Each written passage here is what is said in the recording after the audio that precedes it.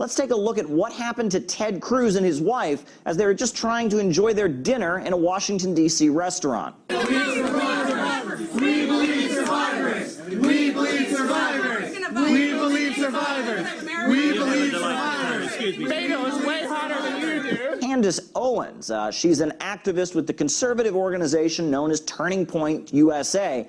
She was confronted by protesters after she was simply trying to have breakfast in her hotel. The protesters were confronting her and did not approve of some of the statements that she had made on social media. This is what went down when Candace Owens was just trying to enjoy her everyday life.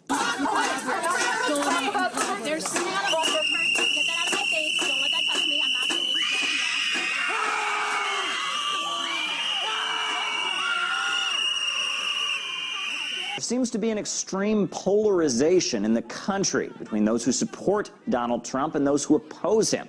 And it seems that this division is being escalated, with some taking it well beyond arguments and to physical confrontations.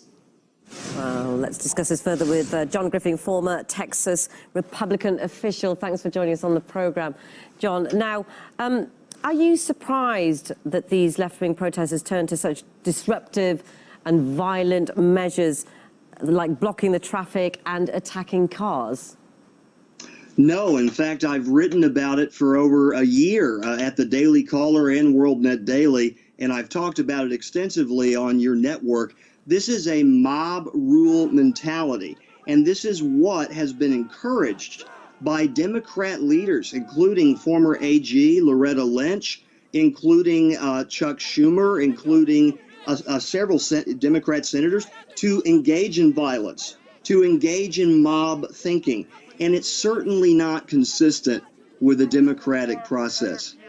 Well, if you say it's not consistent, why do you think they've been encouraging this kind of behavior?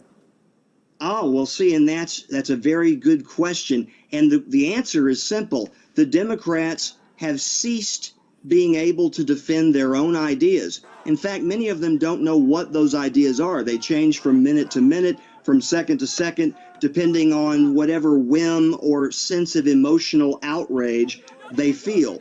And this is stoked and fanned by people who know better in Washington, and it's very dangerous. How far do you think it's going to go, though, John? Because, you know, they've obviously caused a lot of problems by their behaviour. Do you think this is turning into a trend towards more aggressive actions? Are those actions going to get worse? There are people like me and others who are engaging in community, a form of community pushback with forums and with models of civil dialogue. And that is a trend I would like to see encouraged, modeling what civil discourse looks like again for the younger generations. But no, this is becoming a dangerously increasing trend, and it's hostile, and it never gets better. I mean, look, we went from Maxine Waters making some very lazy statements that were later considered incitement to people interrupting a senator at dinner and threatening him and his wife at dinner. I don't care how controversial, a subjective term, someone's views may be. They're a U.S. senator. They should be given at least their space. Yeah. Why do you think the tensions have escalated between left and right, John? It's very simple, and I've written an article at WORLDNETDAILY called Warning to the Alt-Left Mob. Mob rule never works out for the mob, and people should read it because I talk about this. And the reason it's getting worse is because Democrat leadership is encouraging it and is fanning the flame. To stop them, this goes away.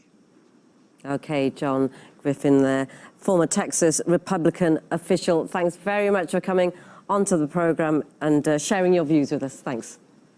Thank you.